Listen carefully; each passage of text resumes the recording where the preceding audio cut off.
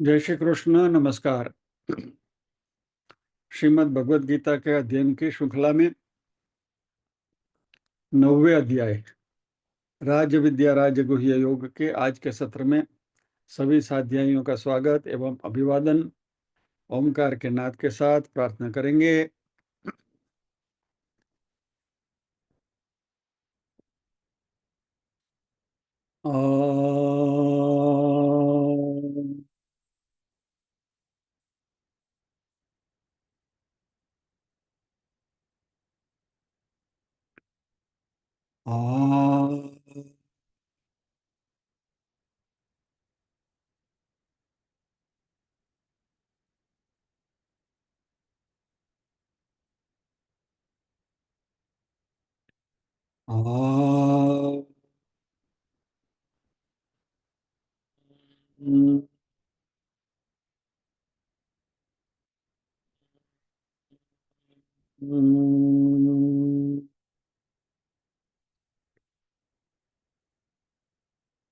वक्रतुंड महाकाय सूर्यकोटि समप्रभ निर्विघ्नं कुरु मे देव सर्वकार्येषु सर्वदा।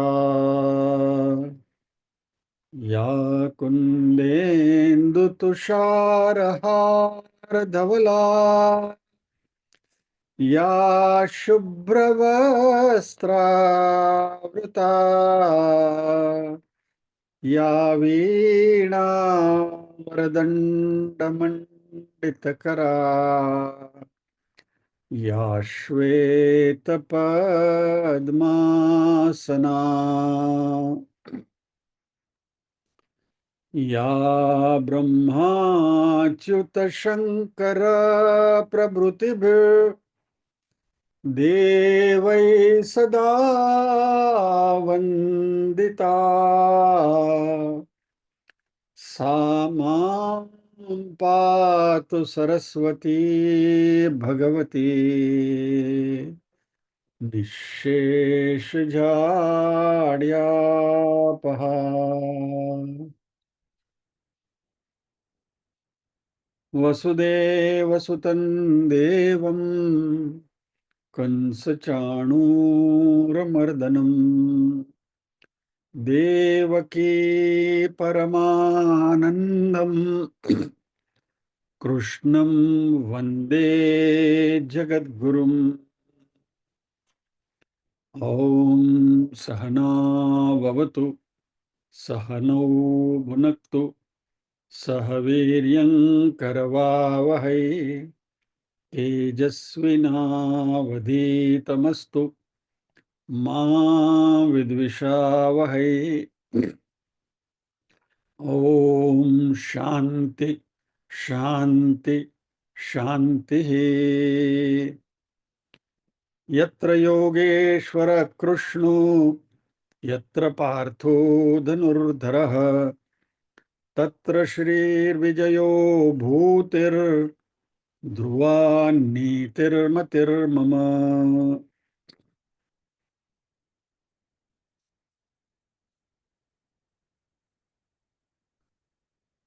पारायण में 29 श्लोक हैं, तो नीरूबेन और शैलाबेन दोनों हैं। आज तो डबल धमाका है। तो 1 से 15 नीरूबेन करेंगी और 16 से 29 शैलाबेन करेंगे। तो पहले नीरूबेन को अनम्यूट करता हूं।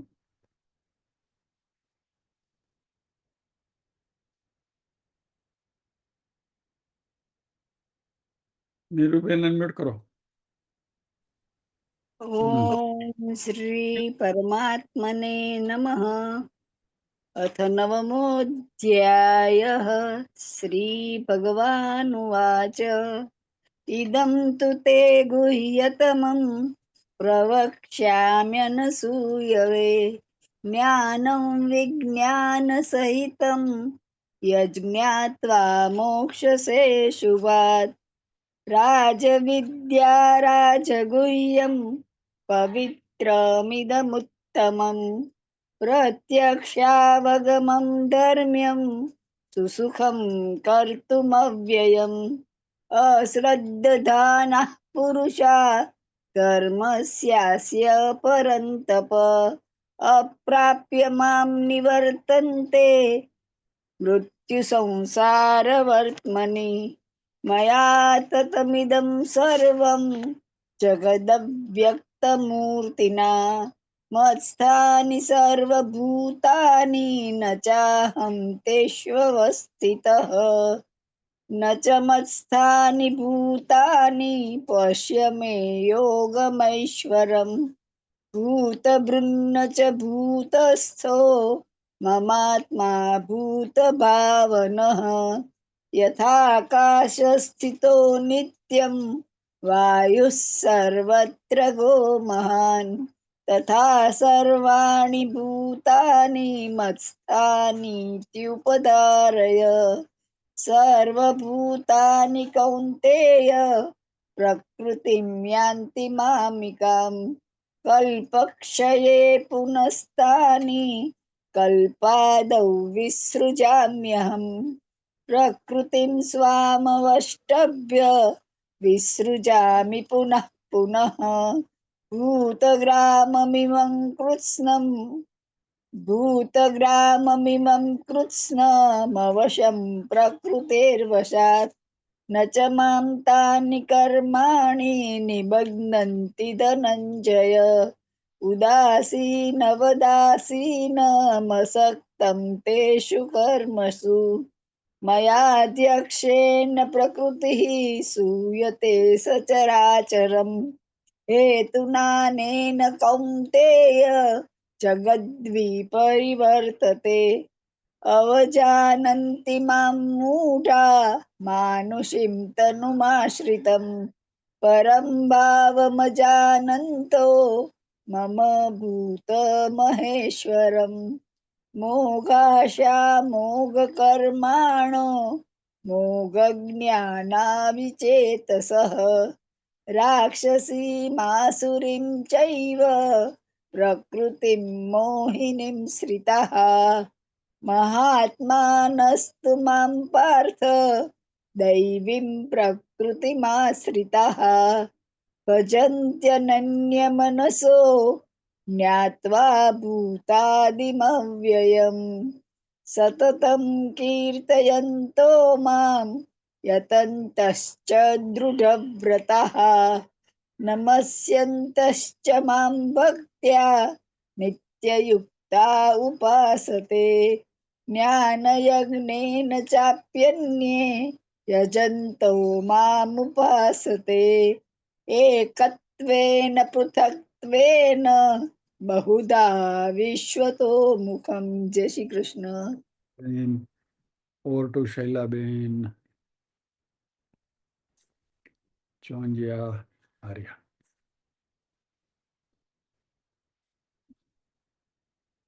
Shailaben, unmute करो।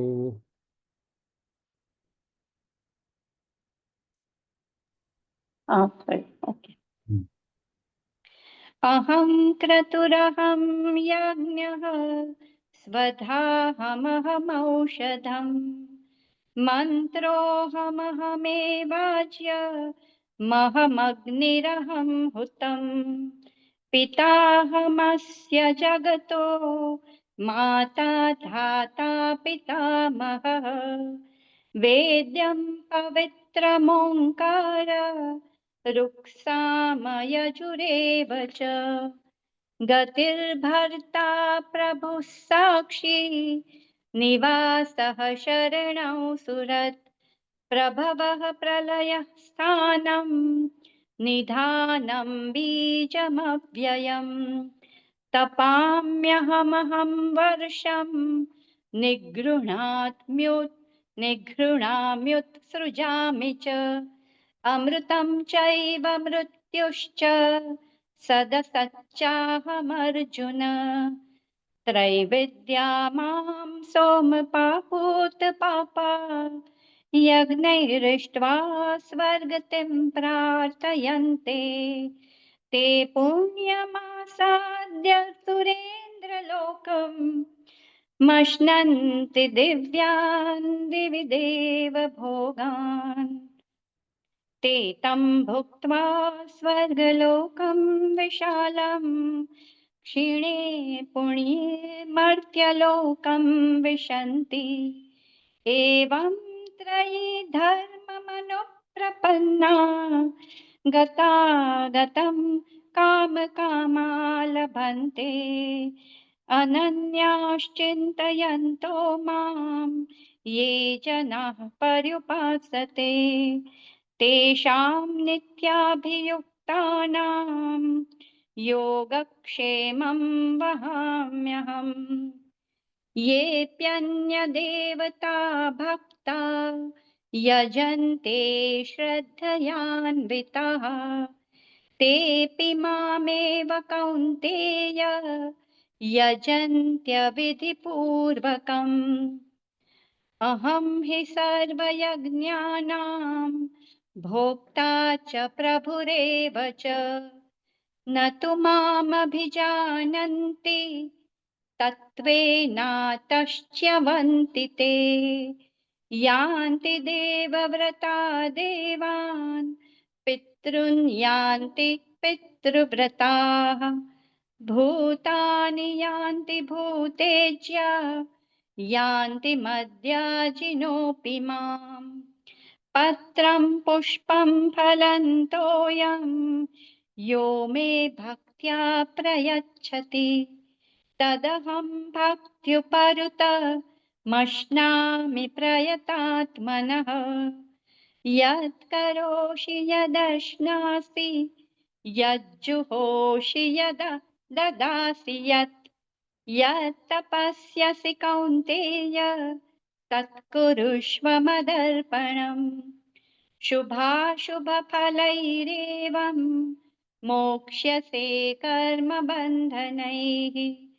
सन्न्यासयोगयुक्तात्मा विमुक्तो मामुपैष्यसि समोऽहं सर्वभूतेषु न मे द्वेष्योऽस्ति न प्रियः ये भजन्ति तु मां भक्त्या मयि ते तेषु चाप्यहम्। जय श्री कृष्ण। जय श्री कृष्ण।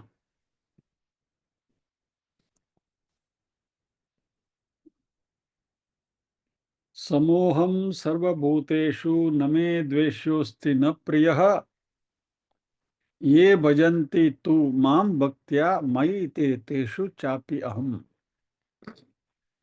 मैं सभी भूत मात्रों में समोहम समता से इक्वली विद्यमान हूँ। मेरे लिए किसी के प्रति द्वेष नहीं है और न मेरा कोई प्रिय है, यानी कि न मेरे किसी से प्रीति है न मेरा किसी से द्वेष है। तो परंतु ये भजन्ति माम भक्त्या, लेकिन जो मुझे मेरा भक्ति पूर्वक भजन करते हैं, मयि ते वो मुझ में है, च और तेषु अपि अहम् उनमें भी मैं हूं, या तो मैं भी उनमें हूं। तो हमने गत सत्र में इस बात की चर्चा करी थी कि दो लाइन जो है उसमें प्रथम चरण जो है उसमें भगवान ने कहा कि सब मेरे लिए सरीके है, किसी के लिए मेरे मन में द्वेष नहीं है, किसी के लिए मेरे मन में प्रीति नहीं है, I am equal to all. तो परंतु वापस भगवान उसमें खुलासा करते हैं, ये माम भक्तिया भजन्ति, जो मुझे भक्ति पूर्वक मेरा भजन करते हैं, मैं उनमें हूं और वो मुझ में है और मैं भी उनमें हूं। तो अभी इसमें पहली और दूसरी लाइन देखेंगे तो एक पहली लाइन में भगवान बोलते हैं कि मेरे लिए कोई प्रिय नहीं, कोई अप्रिय नहीं है, और दूसरी लाइन में वापस वही इन द सेम ब्रेथ ही से नहीं नहीं, लेकिन मेरा जो भक्ति से भजन करते हैं उनमें तो मैं हूं और वो मेरे में है। तो ये क्या भगवान की पार्शियलिटी नहीं है क्या? एक ही श्वास में दो बात कॉन्ट्राडिक्टरी, इसी को समझना है।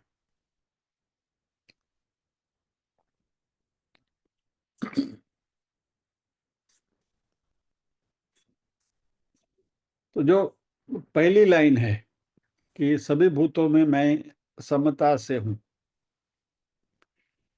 वो यानी कि जगत में सभी जगह पर, अभी यहाँ जो परमात्मा का जो स्वरूप है वह हमें सर्वव्यापी स्वरूप या तो ऑल परवेडिंग कॉन्शियसनेस जिसको हम कहते हैं, उस भाव से लेना है।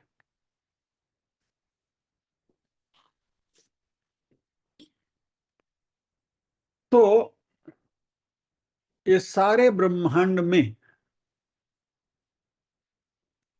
त्रिदेव यानी ब्रह्मा विष्णु महेश से लेकर, हाँ, स्टार्टिंग फ्रॉम ब्रह्मा विष्णु महेश यानी त्रिपुटी से लेकर सभी में मच्छर माखी कृमि कीटक पशु पक्षी मनुष्य सब भूत मात्र में यह परमात्मा का जो परम तत्व है वह किसी भी प्रकार के उच्च नीच के भाव के रहित है, अविकारी है, परिपूर्ण है, निर्विशेष है।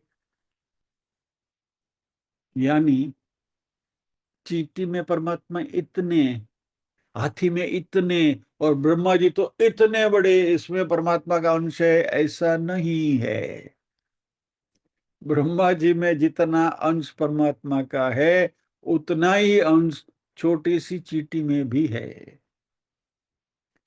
तो मैं सभी में इक्वानिमिटी से व्याप्त हूं, यानी ये चैतन्य की बात है। इसका हमारा भौतिक एग्जांपल लेना है तो हम हमारा जो वाईफाई मॉडेम है ना, वाईफाई मॉडेम से हमारे घर में जो वाईफाई सिग्नल आते हैं, मॉडेम आपने लगाए चालू किया तो वाईफाई के सिग्नल आते हैं। तो वाईफाई के जो सिग्नल है ना, वह ये स्टेटमेंट करते कि तुम्हारे घर में जितने भी गैजेट है वो सभी गैजेट में मैं इक्वली व्याप्त हूं। फिर छोटा सा सेलफोन हो, कंप्यूटर हो, आईपैड हो, और भी कोई गैजेट्स आपका वाईफाई पे चल रहे हैं तो वो हो, कोई भी गैजेट्स घर में है मान लीजिए जिसमें वाईफाई चलता है, झाड़ू पोछा करने का मशीन है वो भी वाईफाई पे चलता है, तो उसमें यानी एनीथिंग जो भी वाईफाई से चलता है, तो वाईफाई का जो सिग्नल है वो कहेगा कि मैं सभी में इक्वली अवेलेबल हूं, मेरे लिए कोई दुश्मन नहीं है, मेरे कोई लिए कोई दोस्त नहीं है। बस यही भगवान कहते हैं। यानी chaitanya is equivalent to wifi signal here for our understanding, हमारी समझदारी के लिए। तो परमात्मा का जो शुद्ध चैतन्य स्वरूप है, वो जो चैतन्य है वो सभी में व्याप्त है। अभी नाम रूप में भेद हो सकते हैं, जैसे मोबाइल है, छोटा मोबाइल है, बड़ा मोबाइल है, स्मार्टफोन है, सादा फोन है, जो भी है, छोटा कंप्यूटर है, बड़ा कंप्यूटर है, डेस्कटॉप है, लैपटॉप है, जो भी है, सभी में वाईफाई के सिग्नल मिलते हैं, नाम रूप में भेद होते हैं, लेकिन परमात्मा के इसमें कोई भेद नहीं है।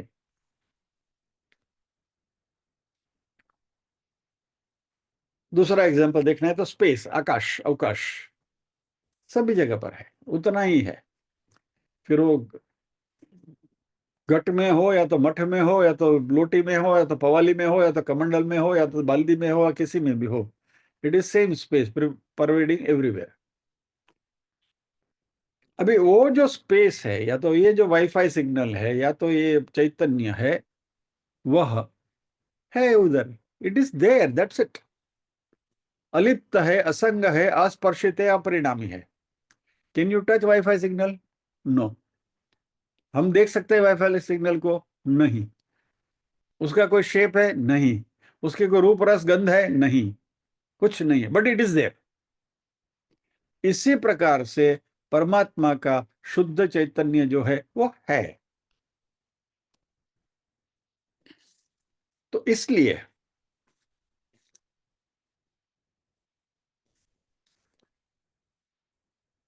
परमात्मा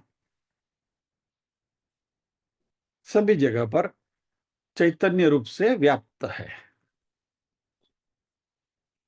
अभी भगवान ने फिर भी खुलासा किया कि मेरा किसी से द्वेष नहीं है, मेरा किसी से प्रेम नहीं है। क्यों? क्योंकि राग द्वेष, प्रिय अप्रिय और बाकी सब जो भाव है वो मन के भाव है, आत्मा के भाव नहीं है। बराबर? दूसरे अध्याय का वही हमारा ऑफ रिपीटेड श्लोक, अच्छेद्यो यम दाह्यो यम अक्लेद्यो शोष्येव च नित्य सर्वगत स्थाणुर अचलो यम सनातनः। जब भी मौका मिलेगा इस श्लोक में रिपीट करते रहूंगा, हैमर करते रहूंगा, क्योंकि इसको समझना बहुत जरूरी है। आत्मा का स्वरूप, इससे प्रिसाइज डेफिनेशन आपको कहीं नहीं मिलेगी, ये मेरा मानना है। तो तब उसको तो कोई गुण दोष है ही नहीं, तो बाकी जो भाव है, राग द्वेष प्रिय अप्रिय, या तो और भी जो काम क्रोध लोभ मोह मत्सर वगैरह जो भी है, ऊंच नीच, सब कुछ मन के भाव है। और मन तो जड़ है और वो तो शुद्ध चैतन्य है।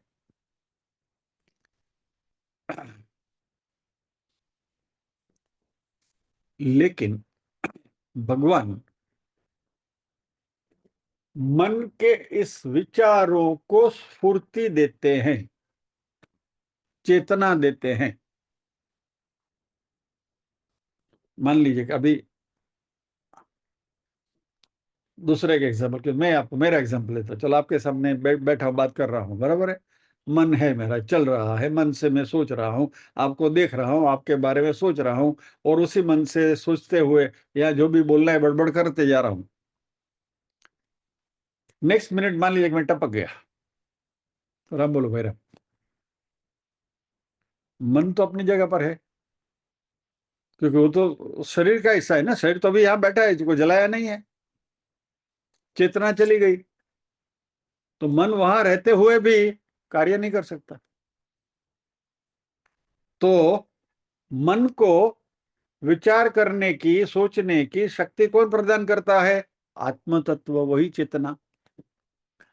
तो भगवान कहते हैं कि मन जड़ है, मन में जो विकार आते हैं वो मुझे स्पर्श नहीं करते, लेकिन मन में वो विकार आने की शक्ति, चेतना, वो मैं प्रदान करता हूं। I am the power house.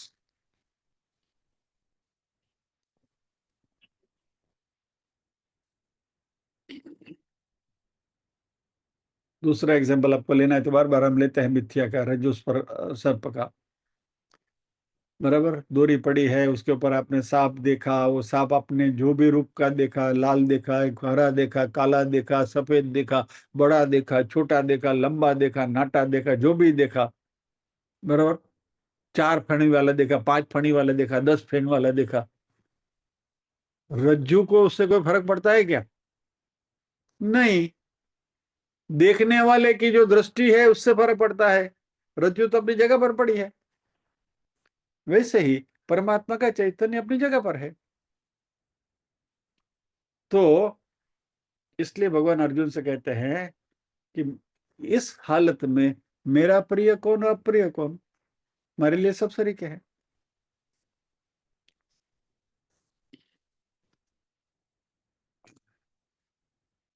अभी यहां हमारे मन में तर्क आएगा कि परमात्मा यदि संभव से सभी के भीतर हैं, तो कुछ लोगों को परमात्मा की प्राप्ति होती है, कुछ लोगों को मोक्ष मिलता है, और बाकी सब लोग संसार में झोले खाते हैं। ऐसा क्यों? रामकृष्ण परमहंस को काली माता दर्शन देती थी, हम सबको क्यों नहीं? रामकृष्ण ने विवेकानंद को काली माता के सामने भेजा तो विवेकानंद को भी काली माता ने दर्शन दिया, लेकिन हमको क्यों नहीं? तो काली माता ऐसा भेदभाव क्यों करती हैं कि कुछ गिने चुने लोगों को भगवान की ये होती है क्या, बाकी को क्यों नहीं? तो यदि ऐसा है, भगवान भी यदि सिलेक्टिवली ही लोगों को दर्शन देते हैं, तो भगवान भी पार्शियलिटी तो करते हैं। तो फिर वो भगवान नहीं रहेंगे, सामान्य हमारे जैसे हो जाएंगे।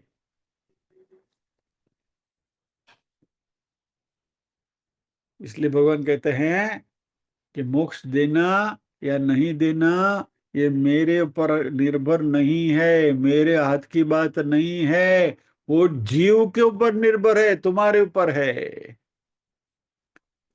मैं तुमको वो चैतन्य, वो शक्ति प्रदान करता हूं। I am giving you that energy. I am the power house. सभी के लिए मैं इक्वली हूं। लेकिन मोक्ष प्राप्ति की इच्छा करना या नहीं करना, ये मैं सोचता नहीं हूं, वो आपको सोचना है। हमें किस चीज की इच्छा करनी चाहिए, उसकी स्वतंत्रता हमने, भगवान ने दे रखी है। इसलिए शंकराचार्य जी ने शुरुआत जब भी करी तत्वबोध की और विवेक चूड़ामणि की, पहला शब्द आया विवेक। हमारे पास विवेक होना जरूरी है कि हम उस विवेक के उपयोग से ही हम तय करें कि हमें मुक्ति चाहिए या संसार चाहिए। ये स्वतंत्रता हमें दी गई है। अभी हम यदि मोक्ष को न चुने और संसार में पड़े रहने की ही इच्छा रखें, तो अभी उसमें भगवान का क्या दोष? बोलो, भगवान क्या करेंगे? भगवान बोले सबको शक्ति दे रखी है मैंने।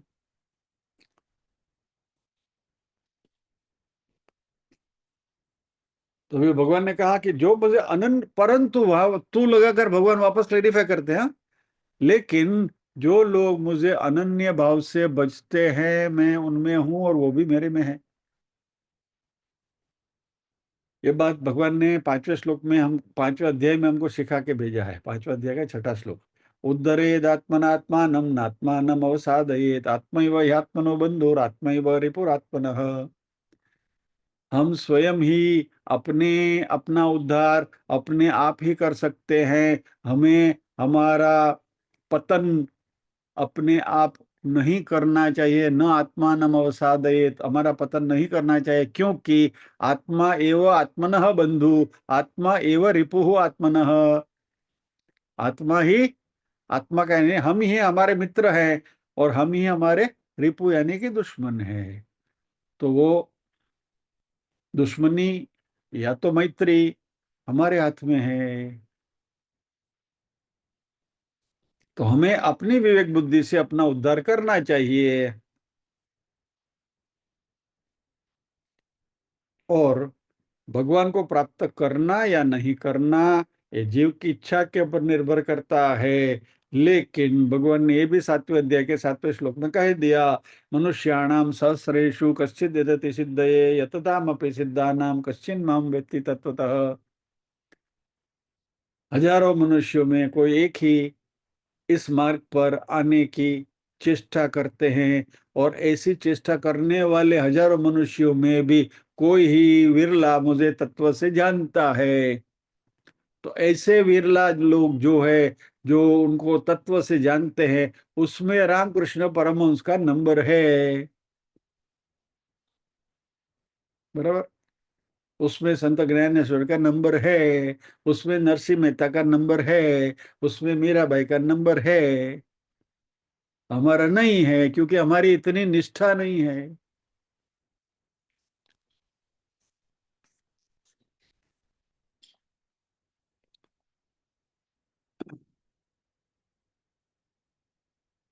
क्योंकि यदि ये इच्छा भगवान निर्माण करेंगे तो भी भगवान पार्शल हो जाएंगे।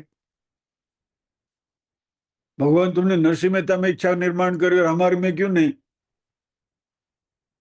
तो वापस भगवान पार्शल हो जाएंगे। तो भगवान बोलते ये धंधा मैं करता ही नहीं हूं, सब तुम्हारे पर छोड़ दिया है।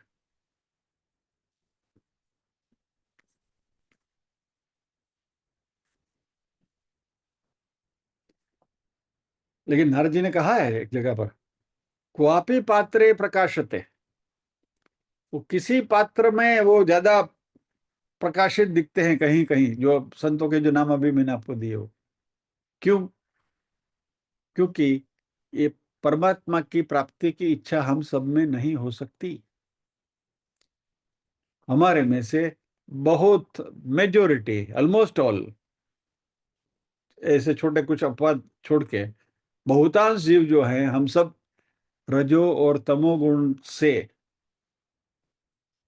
प्रेरित हैं।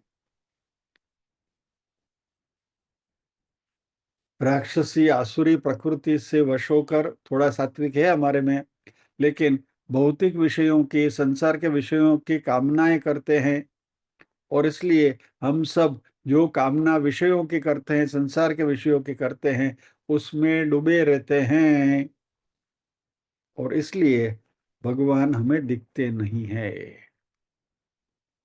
लेकिन कोई मनुष्य अपनी विवेक बुद्धि से विचार करके अपने स्व प्रयत्न से, अपने पुरुषार्थ से सत्कर्म करे, सदाचार करे, धर्म का अनुष्ठान करे, विवेक की और संयमी जीवन जिए, और उसमें फिर ये देवी गुण का उत्कर्ष होता है, और धीरे धीरे इंद्रियों के ऊपर काबू करते हुए हमारे मन की, चित्त की शुद्धि होती है, और जब ये चित्त शुद्ध होता है तो उसमें परमात्मा के परम तत्व का उसमें रिफ्लेक्शन होता है।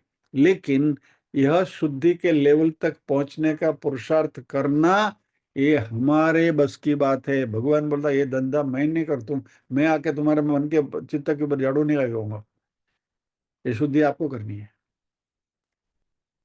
और जैसे जैसे चित्त की शुद्धि होती जाती है, वैसे हमारा प्रारब्ध अच्छा बनता है, और हमें अगला जन्म अच्छे कुल में, अच्छे संस्कार युक्त कुटुंब में मिलता है, अच्छे वातावरण में मिलता है, मनुष्य योनि ही प्राप्त होती है, और हमारी यात्रा आगे बढ़ती है।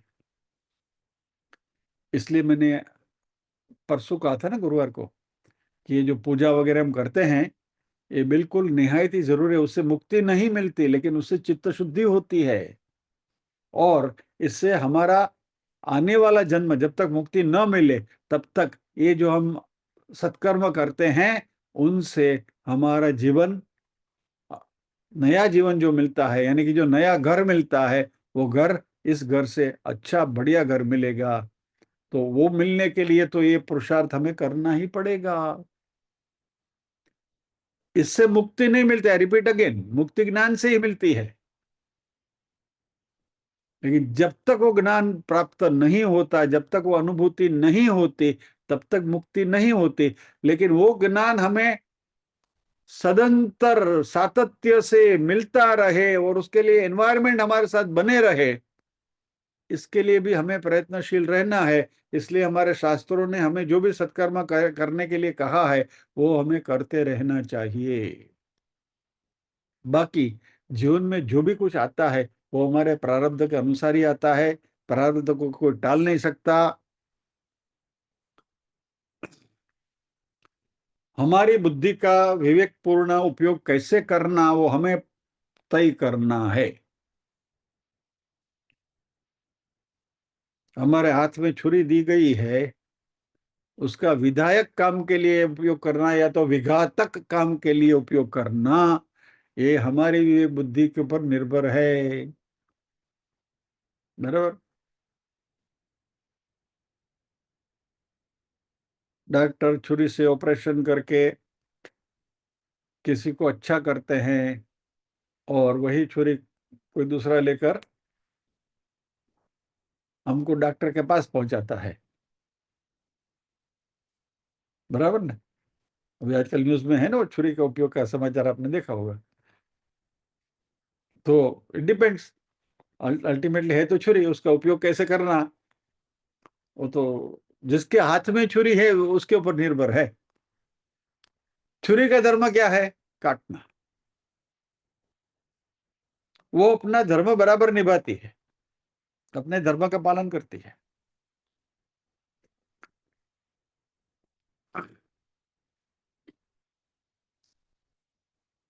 उसी प्रकार परमात्मा ने हमें मन दिया है, बुद्धि दी है, वो छुरी के जैसा है। उसका उपयोग कैसे करना, वो हमारे पर निर्भर है। इसलिए हम ऐसा सात्विक जीवन जिए, ऐसा सात्विक जीवन जिए, ऐसा करें, ऐसा करें, ऐसा करें कि ज्ञान की प्राप्ति इस जन्म में ही हो जाए, और यही मुक्ति मिल जाए। पॉसिबल, सद्यो मुक्ति, खटाक, अगला जन्म ही नहीं। बात पूरी हो सकता है, इट इज पॉसिबल। यदि नहीं हो पाया तो अच्छे कर्म करें, सत्कर्म करें, धर्म ने जो बताया है उस हिसाब से हम हमारा जीवन जिए, तो अगला जन्म मिलेगा, उसमें अच्छे एनवायरनमेंट मिलेगा, वापस अगले जन्म में मुक्ति मिल सकती है। तो दोनों हमारे फायदे की ही बात है। तो इस प्रकार प्रयत्न करने से, पुरुषार्थ करते रहने से, अनेक जन्मों में जो सत्कर्म करते हैं, सदाचार करते हैं, धर्म का अनुष्ठान करते हैं, हमारी चित्त शुद्धि होती है। इससे हमारे मन में विवेक वैराग्य की प्राप्ति होती है, मन विषयों से हटने लगता है, सत्व गुण प्रदान होते हैं हम, और देवी गुण की संपत्ति होती है हमारे में, और परमात्मा के प्रति आकर्षण दिन ब दिन बढ़ता जाता है।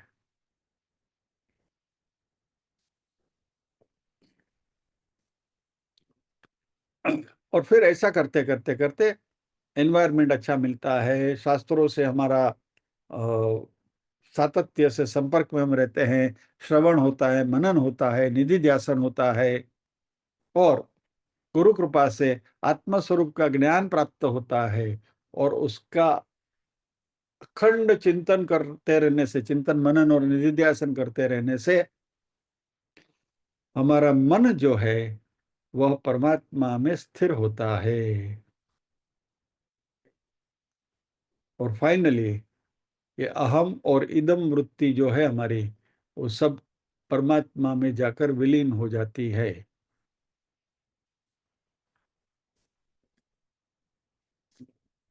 फिर ईशावास्यमिदम सर्वम यत्किंचन जगत्याम जगत, सभी जगह पर परमात्मा ही हैं। अहम ब्रह्मास्मि सर्वम खल्विदम ब्रह्म, ये सारी बातें जो हैं वो हमारे मन में कॉन्स्टेंटली रहती है, तैल धारावत अखंडाकार होती, जिसको हम कहते हैं। इट जस्ट कीप्स ट्रिकलिंग, अहम ब्रह्मास्मि सर्वम खल्विदम ब्रह्म, ये सब ब्रह्म, ईशावास्यमिदम सर्वम। यानी फिर इसकी विस्मृति नहीं होती, तो फिर देह गौण हो जाता है, संसार गौण हो जाता है, और अज्ञान जन्य जो संस्कार है उससे हमें मुक्ति मिलती है। और ये जो नहीं जानते, नहीं करते, वो संसार में फंसे हैं। तो भगवान कहते हैं मैं किसी को बांधता भी नहीं, किसी को मुक्त भी नहीं करता, बंधन और मोक्ष जीव की विवेक बुद्धि के ऊपर अधीन है।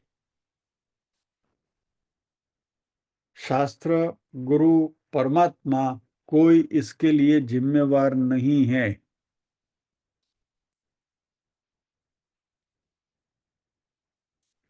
लकड़ा आप कोई भी ले लो, लकड़ी, उसके अंदर अग्नि है, दिखता है नहीं दिखता है, लेकिन जब भी हमें हवन करना है तो उसका वो काष्ठ का एक घर्षण करके उसमें से अग्नि આપણે પ્રગટાવીએ છીએ, बराबर છે। अदरवाइज ऑल्सो तो लकड़ी को आप अग्नि में डालोगे तो वो जल उठेगी, और फिर वो लकड़ी के अंदर जो अग्नि छुपा हुआ है वो हमें दिखने लगेगा। लकड़ी थोड़ा लंबा एग्जाम्पल, क्या अपने घर के एग्जाम्पल ले लो ना। आप दूध लाते हैं, उसको गर्म करते हैं, उसका दही जमाते हैं, बराबर, और फिर दही ने उसको फेंट के उसमें से छाछ बनाकर मक्खन निकालते हैं। मक्खन आया कहाँ से? दूध में ही था ना। लेकिन जब दूध था तभी दिखता था मक्खन, पता था हमको कि इसमें मक्खन है? नहीं। लेकिन ये प्रोसेस जब भी हमने करी, मक्खन दिखता है, बस।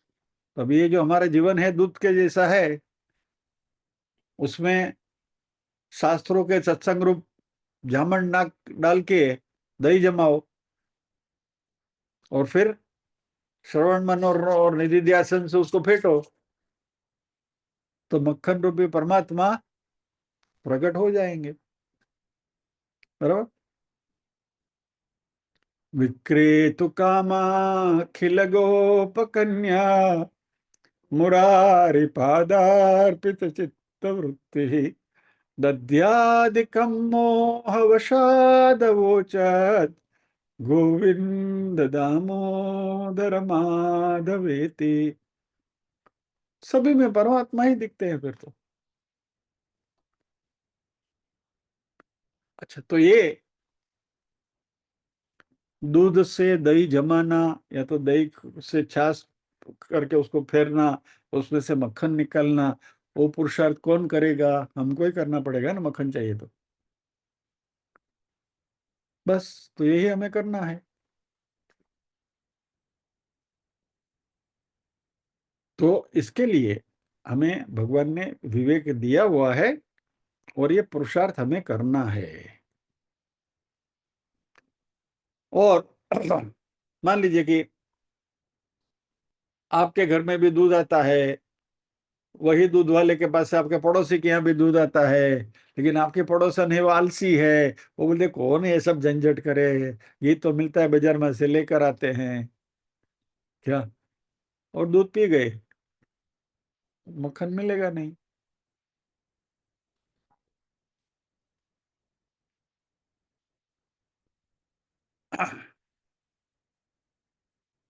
तो अभी अभी फ्लैश आया, ये बाहर से मक्खन लेकर ले आएंगे, उपयोग करेंगे, वो क्या करते हैं मालूम है?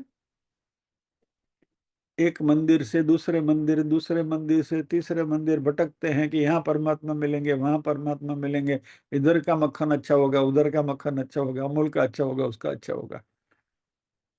अरे भाई, तुम्हारे घर में मक्खन निकालने की तुम्हारे पास सुविधा है, प्योरेस्ट घी आपको मिल सकता है, लेकिन वो हमको मेहनत नहीं करनी है, तो ठीक है, घूमते रहो। यानी कहने का तात्पर्य यह है, ये सब उदाहरण हम इसलिए देखते हैं समझने के लिए कि अल्टीमेटली भगवान को प्राप्त करना ये हमारे पुरुषार्थ के ऊपर है। जैसे दूध में मक्खन छुपा हुआ है, वैसे परमात्मा हमारे अंदर हैं। और जब ये अज्ञान जन्य द्वैत का ध्वंस हो जाता है तो हमें मोक्ष प्राप्ति होती ही है। परमात्मा में आप और परभाव नहीं है, कोई मेरा या तो कोई मेरा नहीं है, वो भाव परमात्मा में नहीं है, उनको सभी प्रिय हैं। तो इसलिए इस श्लोक में जो भगवान कहते हैं,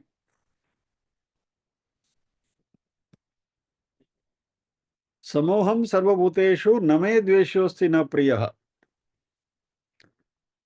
सब मेरे लिए सरीखे ही हैं। दूध सभी के यहाँ वही आता है, सभी में मक्खन है, समोहम सर्वभूतेषु, बराबर वही दूध सबके घर में आता है।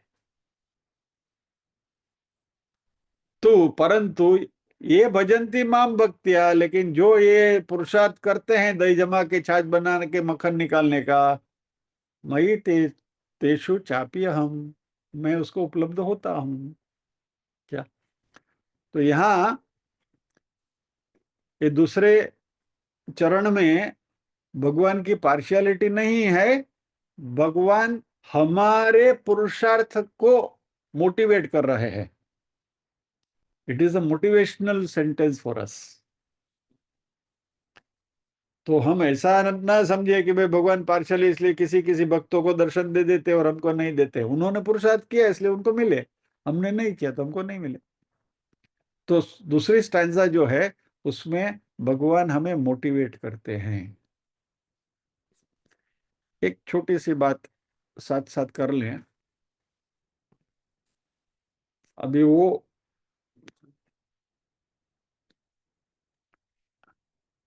हमारे में द्वैत, शुद्धाद्वैत, विशिष्टाद्वैत, द्वैताद्वैत वगैरह बहुत सारे थियोसॉफिकल व्यूज हैं, मतांतर हैं। उसमें खाली दो का यहाँ उल्लेख करते हैं। एक शुद्धाद्वैत, जो शुद्ध अद्वैत है, जो शंकराचार्य जी अहम ब्रह्मास्मि वाला, और दूसरा श्रीमद् वल्लभाचार्य जी का विशिष्टाद्वैत। वल्लभाचार्य जी ऐसा कहते हैं कि जीव जो है वह अग्नि जब भी जलता है, अब जब हम होली जलाते हैं तो उसमें से तिनके निकलते हैं ना, तो प्रज्वलित अग्नि में से जैसे तिनके निकलते हैं, वैसे परमात्मा के स्वरूप से अलग हुए जीवात्मा तिनके की तरह है। ये विशिष्ट अद्वैत है, अद्वैत है। यानी जो तिनके हैं वो अग्नि का ही अंश है, लेकिन वह स्वयं अग्नि नहीं है, अग्नि का स्वरूप है। ये वल्लभाचार्य जी का विशिष्ट अद्वैत है।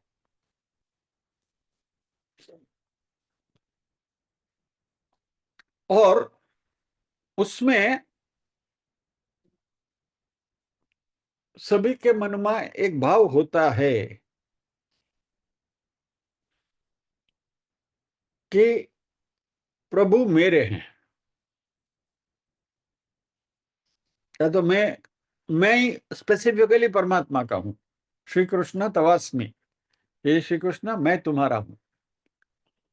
यानी कुछ अंश तक, यानी in a very crude manner I am saying this, ये उसका मीनिंग नहीं है, लेकिन मान न मान मैं तेरा मेहमान।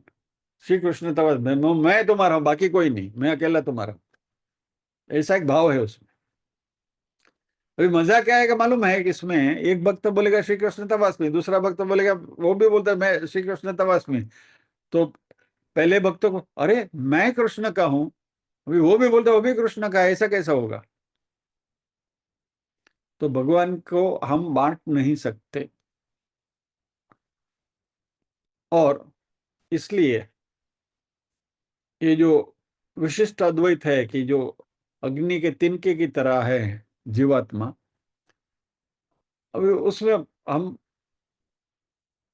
आ बखड़ जंतर में આપણે પડવું નથી, खाली यहाँ एक बात निकली है इसलिए इसका उंगली निर्देश किया जा रहा है कि भगवान यहाँ कहते हैं कि मैं सभी में हूं, इक्वल हूं। यानी वो जो अग्नि का स्वरूप है वो पूर्ण अग्नि में हूं, आई एम दैट। तो इसलिए लोग मुझे उस स्वरूप से जाने या न जाने, मैं तो उधर हूं ही। जैसे मक्खन बोलता है कि भाई दूध के अंदर मैं तो हूं। अभी तुम्हें वो पता चले कि ना चले, if you have that vision कि इसके अंदर मक्खन है, तो ठीक है, ढूंढ के निकालो। और तुम्हारे में वो अक्ल नहीं है कि इसमें मक्खन है, तो ठीक है, दूध पी जाओ। संसार में तो परमात्मा है, पीते रहो ना। मजे मजे दिए हैं संसार में, भगवान ने सब कुछ दिया है, मौज करते रहो। तो इसलिए कहा कि समोहम सर्वभूतेषु, मैं किसी से दूर नहीं हूं, सभी के निकट हूं। क्या? ईश्वर सर्वभूतानां हृदय तिष्ठति, अर्जुन, बराबर है। ममैवांशो जीवलोके जीवभूत सनातन, भगवत गीता में कई जगह पर भगवान बोल चुके हैं कि मैं तुम्हारे साथ ही हूँ, आई एम ऑलवेज देयर। और मैं तुम्हारे अंदर बैठा हूँ, इसलिए तुम्हारा ऐसा नाटक ड्रामा चल रहा है। मैं नहीं, जिस दिन निकल गया उस दिन खत्म। वही चैतन्य है ना, दैट इज द चेतना, वही वही हमारा जीवन है। So that is what it is.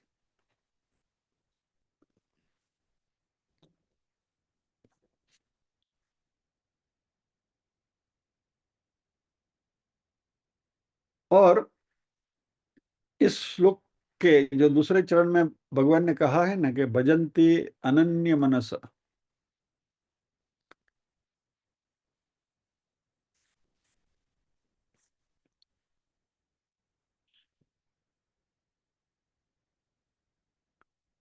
ये भजंती तुमाम भक्त्या मयि ते तेषु चाप्य हम। ये हाउ दिस इज डन,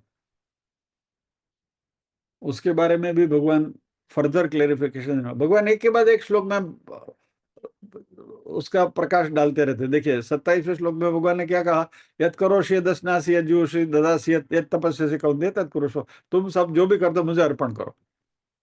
यानी पहली बात क्या हुई, भगवान की प्रपत्ति, संपूर्ण शरणागति, जो भी मैं करता हूं भगवान को अर्पण कर दिया, भगवान के नाम पे कर दिया। यानी हमारे जीवन की प्रत्येक प्रवृत्ति में हमने भगवान को सेंटर में लाकर रख दिया। That is the first point, 27वां श्लोक। 28वें श्लोक में भगवान ने क्या कहा, शुभाशुभ फल हो मोक्ष से कर्म बंधन ही। ये करने से क्या होगा कि क्योंकि तुमने सभी कुछ अर्पण मुझे कर दिया, तो तुम कर्ता मिट गए।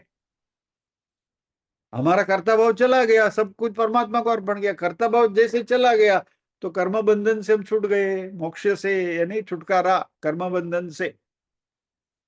शुभ और अशुभ जो भी फल मिलने वाले हैं वो तुमने मुझे दे दिए, तुम्हारा कर्म मुझे दे दिया, तो उसका फल तुमने मुझे अर्पण कर दिया। कृष्णार्पणमस्तु। और फिर उससे क्या होगा? संन्यास योग युक्त आत्मा विमुक्तो माम उपास्यसि। इसलिए संन्यास योग यानी त्याग, छूट जाना, छुटकारा पाना, यानी संसार से तुम्हारा जब छुटकारा हो जाएगा तो विमुक्त, यानी कि तुम छूट जाओगे, मुक्त हो जाओगे, और फिर क्या होगा? माम उपास्यसि से मुझे ही प्राप्त करोगे। फिर भगवान कहते हैं कि समोहम सर्वभूतेषु न मे द्वेष्योस्ति न प्रिय। ये सब बराबर है, तुम ये सब करते हो, अच्छा है, लेकिन फिर भी मैं सभी में हूं। ये पूरा विश्व जो है मेरा बनाया हुआ है, मेरे मन में किसी के प्रति द्वेष नहीं है, राग नहीं है। लेकिन जो मुझे भक्ति से मेरा भजन करते हैं उसको ये, उसके मन में या तो उसको ये बात प्रतीत होती है, that person perceives this idea कि मैं उसमें हूं और वो मेरे में है। भगवान बोलते मैं हूं ऐसा मैं नहीं बोलता हूं, लेकिन ही परसीव्स, दैट पर्सन जो मुझे अनन्य भक्ति से मेरा भजन करते हैं, 27 श्लोक से शुरू होते हुए इस तरीके से जो मेरा भजन करते हैं, उसको उसके मन में ऐसा भाव आता है कि वो मेरा है और मैं उनका हूं। फिर भगवान उसको फर्दर क्लेरिफाई करने वाले हैं, वो भी अच्छा श्लोक है, अगले सैटरडे को देखेंगे। तो आज हम यहाँ विराम लेंगे। मुंडी ऐसे ऊंची करके घड़ी में देखोगे तो 9 ही बजे हैं।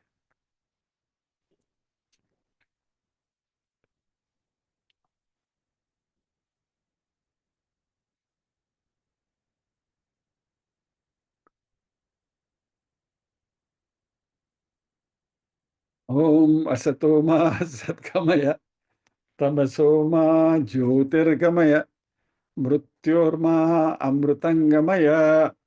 सर्वेषां स्वस्तिर्भवतु, सर्वेषां शान्तिर्भवतु, सर्वेषां मंगलं भवतु, सर्वेषां पूर्णं भवतु। लोका समस्ताः सुखिनो भवन्तु, लोका समस्ताः सुखिनो भवन्तु। नाहं कर्ता हरिः कर्ता, हरिः कर्ता हि केवलम्। ओम शांति शांति शांति ही। सभी के हृदय कल में विराजमान परम कृपालु परमात्मा को वंदन करते हुए आज के सत्र को विराम देते हैं। अगले शनिवार फिर मिलेंगे अगले श्लोक के साथ। जय श्री कृष्ण।